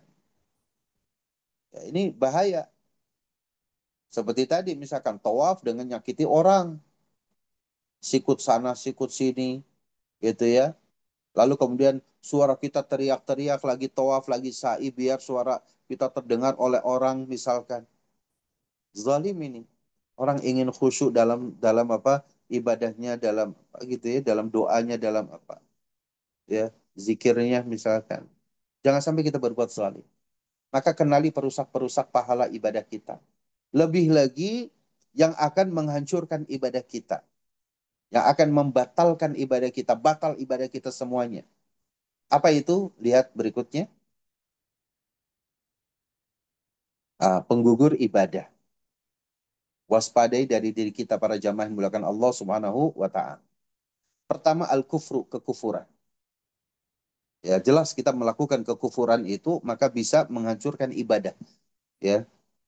Asyirku, kesyirikan. Melakukan kesyirikan itu adalah gugur ibadah kita. La in asyrakta la yahbatanna amaluk. Ya, jika kalian melakukan kesyirikan, sungguh gugur amal ibadah kalian. Asyirik, an-nifaq, kemunafikan. Ya, bahkan Allah mengancam kemunafikan ini luar biasa. Innal munafiqina fid darkil asfal minan nar. Sesungguhnya orang-orang munafik dia akan menempati tempat tinggal di neraka paling bawah. Waliyadzubillah. An-nifaq ini penggugur ibadah kita. Dan yang keempat ada al-bid'ah atau kebid'ahan. Ya, membuat perkara-perkara baru, syariat yang baru yang Allah dan Rasulnya tidak mengajarkan kepada kita. Rasulullah tidak melakukannya, para sahabat tidak melakukannya. Ini perkara yang baru. Karena di dalam perkara ibadah kita akan menganggap seakan-akan Rasulullah tidak sempurna dalam menyampaikan syariatnya. Seakan-akan Rasulullah dan para sahabat tidak paham tentang ibadah ini sehingga saya harus membuat ibadah yang baru ini. Maka waspadai, jangan sampai kemudian kita gugur ibadah kita dengan melakukan perkara-perkara ya empat hal ini. Kekufuran, kesyirikan, kemunafikan, dan juga kebid'ahan. Taib. Yang terakhir kemudian, ya tadi apa yang ingin saya sampaikan. Maka lihat ikhwatal iman. Standar haji mabrur. Ya, standar haji yang mabrur. Nanti bisa diceklis oleh kita. Pertama, ini niat berhaji. Berhaji sejak niat kita berhaji. Berhaji sejak niat kita berhaji. Maka pasang terus niat dalam diri kita saat ini dalam hati. Ya, an-niyatu mahaluha al-qalb. Niat itu tempatnya di dalam hati. Maka berhaji sejak niat kita berhaji. Ya Allah, berikanlah kemudahan kepadaku. Aku ingin berhaji. Aku ingin berhaji. Aku ingin berhaji. Ya. Lalu kemudian berihram untuk umrah hajinya. Ya, karena kita haji tamattu nanti ihramnya dua kali. Berihram pertama ketika kita datang ke Arab pertama kali, ya, itu berihram untuk umrah hajinya. Maksud umrah hajinya ini kita umrah bukan umrah tok, tapi umrah yang berlanjut ke haji. Nanti kemudian tawaf kudum atau umrah. Ya, ini tawaf kudum atau tawaf umrah. Kemudian ada sa'i di sana. Kemudian ada tahallul. Kalau kita datang pada tanggal misalkan ya tanggal 4 Zulhijjah ke sana, pastinya kita akan melakukan ini terlebih dahulu. Berihram dari miqat, lalu kemudian nanti tawaf kudum, tawaf kedatangan, atau tawaful umrah, nanti kemudian sa'i, kemudian tahallul. Ketika tahallul, karena dari tanggal 4 sampai ke tanggal 8 itu masih ada 3 atau 4 hari, maka kita boleh ganti pakaian kita. Dari pakaian ihram yang tadi bapak-bapak menggunakan dua helai kain ihram, ini boleh kembali berpakaian jahit. Ya, misalnya dari tanggal 4 atau dari tanggal 5-nya. Tergantung umroh untuk hajinya ini selesainya kapan. Setelah tahallul kita boleh ganti. Nanti kemudian setelah itu tanggal 8 mulailah kita berihram untuk haji dari hotel kita masing-masing. Ya. Nanti kita mulai di situ labbaik Allahumma hajjan. Ya Allah, aku penuhi panggilanmu untuk berhaji. Kalau tadi ihram untuk umroh, labbaik Allahumma umrotan mutamatti'an biha ilal haji. Ya, kalau umrah untuk haji, ihram untuk haji, labbaik Allahumma hajjan. Ya Allah, aku penuhi panggilanmu untuk haji. Setelah itu, kita berihram dari hotel kita, apakah ke Masjidil Haram? Enggak. Tapi kita langsung ke Mina. Mabit di Mina. Tanggal 8, malam tanggal 9 Zulhijjah. Kita mabit di Mina. Nanti ibadah apa yang akan kita lakukan di Mina, nanti kita akan jelaskan. Besok paginya tanggal 9, kita sudah bertolak dari Mina menuju ke Arafah. Untuk apa? Wukuf. Ya, berdiam diri di Arafah, di tanah Arafah, beribadah, berdoa, berzikir, munajat, semuanya itu di Arafah sana. Sampai kapan? Sampai terbenam matahari di tanggal 9. Bagi yang tidak haji, itu nanti ada puasa sunnah Arafah. Yang beribadah haji nggak perlu puasa sunnah.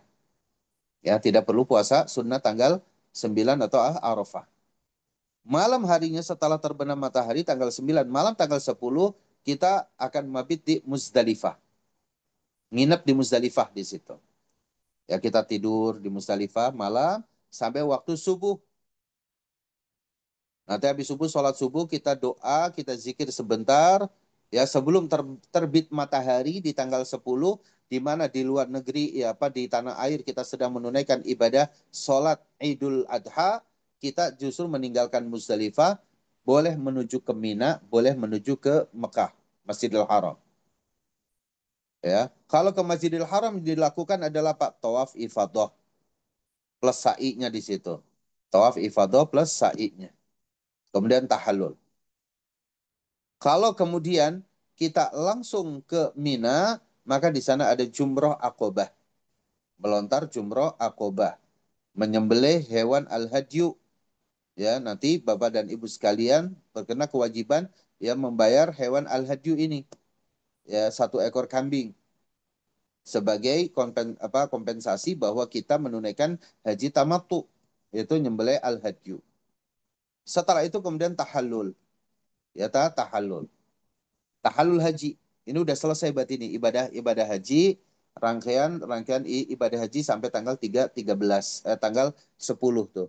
Nanti setelah itu tanggal 11 dan 12 13 kita nginep lagi di Mina. Mabit di Mina 2 atau 3 hari tasyrik. Setelah tanggal 13 hari tasyrik itulah selesai. Tinggal tersisa satu amalan kita untuk standar haji mabrur kita yaitu tawaf wada, yaitu tawaf perpisahan ketika kita akan meninggalkan ya kota Mekah. Maka kita namanya tawaf wada. Kita tawaf lagi 7 putaran.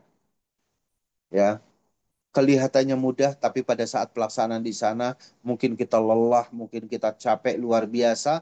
Disitulah nilai jihad seorang Muslim dalam menunaikan ibadah haji yang karenanya haji mabrur tidak ada balasan kecuali surga Allah Subhanahu wa taala. Sebagaimana Nabi bersabda, Al-Hajjul Mabrur laisa lahu jazaun illal jannah. Tidak ada balasan untuk haji mabrur kecuali surga Allah Subhanahu wa taala. Yang terakhir, kita dapati apa yang ingin saya sampaikan pada para jemaah haji sekalian. Jadilah hamba Allah yang menghamba. Jadilah kita ini manusia yang menghamba. Menghamba kepada siapa? Menghamba kepada Allah. Menjalani hidup dengan apa yang Allah kehendaki, bukan yang kita maui. Ini harus kita rubah. Ya, mindset kita, ya cara pandang kita nih dalam hidup kita. Hiduplah kita ini menghamba kepada Allah, menjalani hidup dengan apa yang Allah kehendaki, bukan yang kita maui. Maka insya Allah kita akan selamat di dunia dan kita akan selamat di akhirat.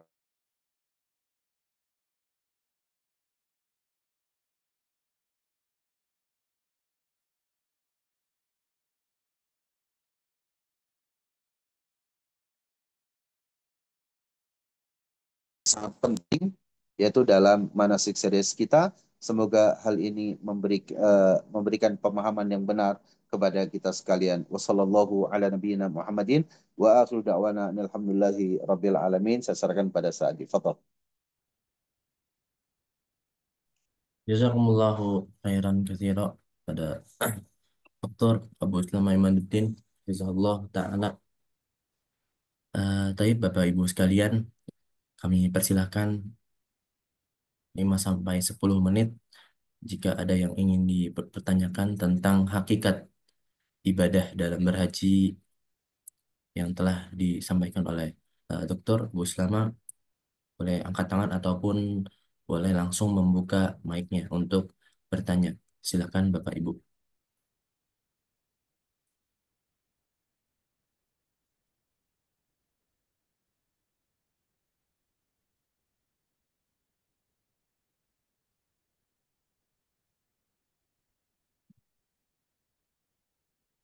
Ataupun boleh juga Bapak Ibu sekalian yang ingin bertanya via chat di kolom chat Zoom ini, jika belum bersedia untuk membuka mic-nya langsung.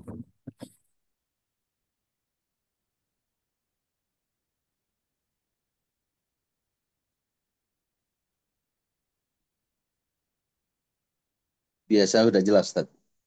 Mhm. Insya Allah berarti sudah jelas ya, Ustaz ya? Udah jelas, insya Allah. Tinggal ini Alhamdulillah. di share kemudian dikaji kembali para Hmm. jamaah gitu ya untuk terus bermurojaah ya dikaji kembali insya Allah ya. Hmm. Uh, Insya Allah Bapak Ibu seluruh rangkaian manasik series ini kita record dan kita akan share link setiap sesinya beserta ada deskripsi materi yang jadi bisa dikaji ulang di murojaah sekaligus sambil melihat materi PDF ini insya Allah. Baik, apakah ada pertanyaan Ustadz? Bismillah. Ya, Assalamualaikum Pak Ustadz. Afwan, apakah selama di Mina atau Arafah kita boleh berganti baju atau mandi? Fadhal Ustadz. ya, baik, boleh ya, boleh berganti baju yang bapak-bapak kalau memang punya dua style misalkan gitu ya, boleh. Dua style ini bisa berganti ya, tapi tidak boleh dari pergantian itu diselingi dengan ganti baju yang berjahit, nggak boleh ya. Ketika kita di Mina, di Arafah gitu ya, atau di Musdalifah gitu ya. Pokoknya dari tanggal 8, 9, 10 ya, itu tidak boleh berganti baju dengan ganti baju yang berjahit. Tapi kalau misalkan dari kain ihram ke kain ihram lagi itu boleh gitu ya. Yang ibu-ibu boleh. Ya Masya Allah ini Islam memuliakan kaum wanita muslimah boleh berganti baju.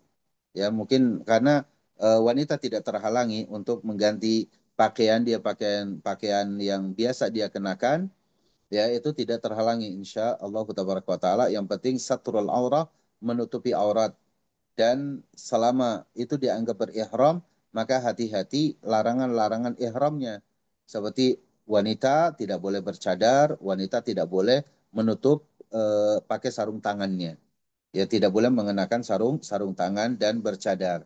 Nah, itu selama tanggal 8, tanggal 9 dan tanggal 10. Adapun nanti setelah tanggal 10 kita masuk di tanggal 11, 12 dan 13, pastinya itu sudah ganti pakaian. Bapak-bapak pun itu sudah berganti dengan pakaian yang berjahit. Sehingga ketika ngelontar jumroh tanggal 11, tanggal 12, tanggal 13, itu kita sudah berpakaian dengan pakaian biasa. Pakaian ihram hanya pada tanggal 8, 9 dan 10 ya. Baik. Demikian. Baik. Barakallahu fikum jazakumullahu khairan. Bapak Ibu, kami persilakan mungkin ada yang ingin dipertanyakan kembali boleh via chat ataupun langsung membuka mic di Zoom meeting ini.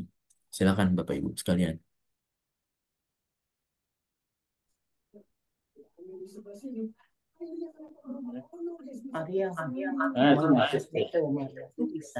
Silakan Bapak atau Ibu Mariam Asdi.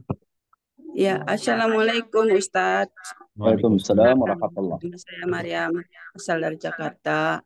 Nah, Mau bertanya ini tentang pakaian buat ibu-ibu ini apakah diwajibkan warna putih atau warna lain gitu, Ustadz? ya. Assalamualaikum warahmatullahi Salam. wabarakatuh. Tidak ada pakaian khusus bagi ibu-ibu dalam menunaikan ibadah haji atau ibadah ihram ini gitu ya. Eh, Bahkan sedapatnya jika memang mengenakan pakaian yang lebih gelap gitu ya, tidak terlalu mencolok gitu ya. Kalaupun agak terang tidak terlalu mencolok, maka itu mungkin jauh lebih lebih baik gitu ya. Karena apa? Karena itu mana saja pakaian yang lebih akan menutup aurat dan tidak ya tidak menampakkan bagian-bagian daripada tubuh kita, maka itu yang lebih utama dan itu yang dianjurkan di dalam agama kita gitu. Jadi tidak bagi ibu-ibu tidak ada eh, jangankan wajib gitu ya, sunnah pun itu tidak. Ya, apakah berpakaian sunnah bagi ibu-ibu dengan pakaian kayak mukena yang berwarna putih atau apa enggak atau apa namanya gamis yang berwarna putih gitu ya, itu juga enggak gitu ya. Jadi pakaian yang biasa ibu pakai aja. Mungkin juga nanti ada pakaian yang diberikan oleh apa namanya oleh travel sehingga pada saat itu mungkin pakaian itu bisa dipakai karena ini dalam acara yang atau kegiatan yang sifatnya bersama-sama misalkan. Ya, kira-kira seperti itu Ibu. Baik.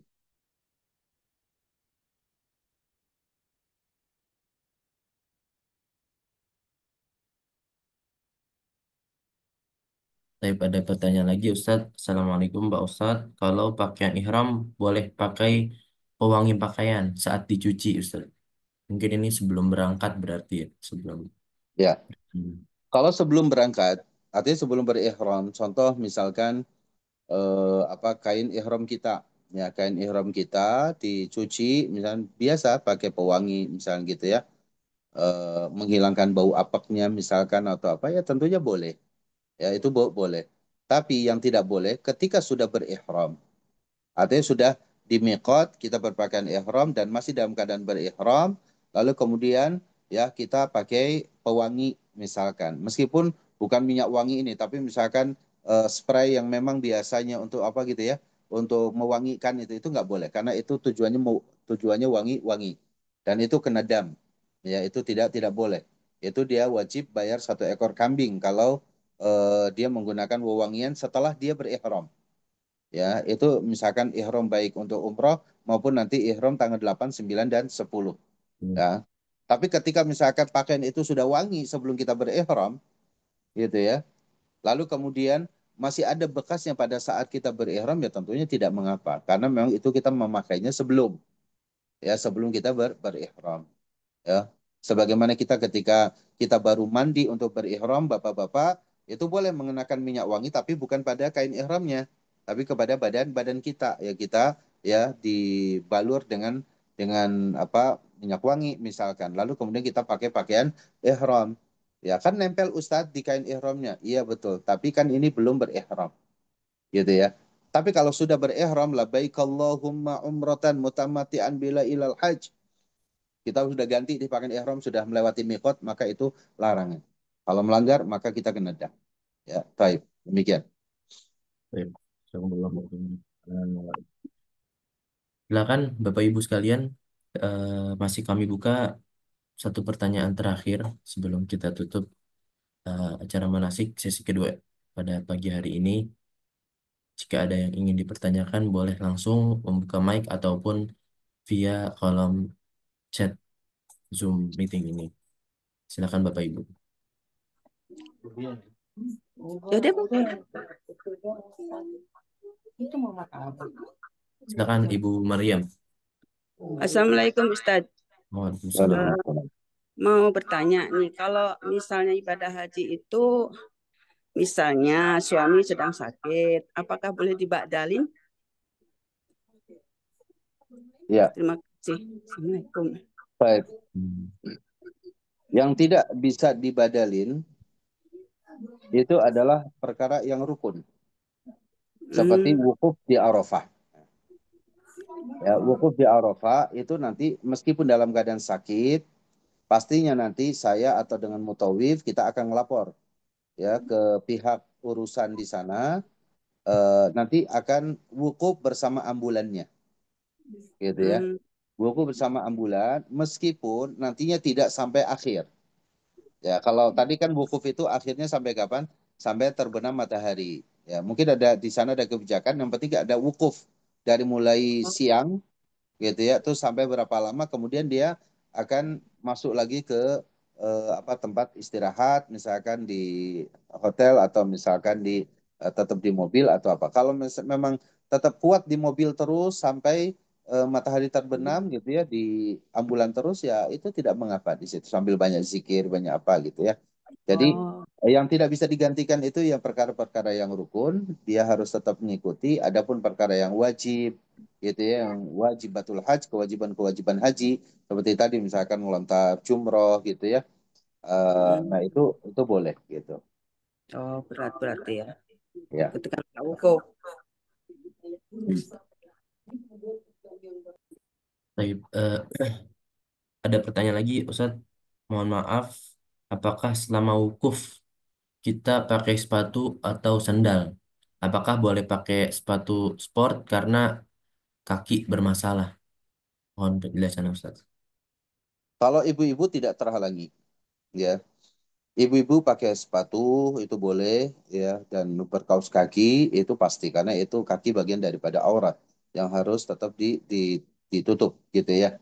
Tapi bapak-bapak itu kan tidak boleh menutup kain apa menutup kakinya itu dengan kaos kaki, apalagi dengan sepatu. Jadi dia tetap pakai sandal. Hanya saja jika memang dia dalam keadaan sakit. Ya, jika memang dia dalam keadaan sakit, pertama, apakah tidak bisa misalkan itu dengan perban saja, lalu kemudian dengan dengan sandalnya? Ini bagian daripada al-akhdhu bil quwwah tadi, gitu ya. Jadi melakukan dengan segenap kemampuan kita, tidak menyerah begitu saja. Kecuali yang memang tidak bisa sama sekali atau tidak mampu sama sekali dengan sendal, harus pakai sepatu, maka lakukan. Karena itu ada uzur syar'i, yaitu sakit, gitu ya. Maka itu boleh. Ya, Allah Taala a'la wa a'lam. Baik. Mungkin kita cukupkan Ustaz, Baik. pertanyaan-pertanyaan. Baik, Ya. terima kasih banyak Bapak Ibu sekalian atas pertanyaan-pertanyaannya, untuk memperjelas juga kepada jamaah-jamaah yang lainnya terkait tata cara ataupun ibadah dalam berhaji kita. Kita tutup manasik pada pagi hari ini. Sebelumnya kita infokan manasik kita record dan akan kita upload ke YouTube untuk memudahkan semua jamaah memurojaah ataupun mengulang kembali mengkajinya. Insya Allah materi PDF ataupun yang tadi ditampilkan di layar juga ada di deskripsi YouTube tersebut. Jadi Bapak Ibu bisa menyaksikan sambil melihat materi PDF ataupun materi yang dijelaskan oleh Ustadz. Tapi kita tutup acara manasik pada pagi menjelang siang ini dengan sama-sama membaca kafaratul majelis. Subhanakallah wa bihamdika asyhadu an la ilaha illa anta astaghfiruka wa atubu ilaik. Jazakumullahu khairal jaza. Terima kasih kepada semuanya. Semoga Allah mudahkan rangkaian-rangkaian persiapan maupun rangkaian-rangkaian ibadah haji kita. Amin. Wassalamualaikum Amin. warahmatullahi wabarakatuh. Waalaikumsalam warahmatullahi wabarakatuh. Jazakumullah Ustaz. Sama-sama semuanya. Taib. Allah Ustaz. Ya, syukran. Khairan Ustaz, barakallahu fiik. Amin, amin. Ya, taib. Syukran. Assalamualaikum. Waalaikumsalam warahmatullahi wabarakatuh. Salam.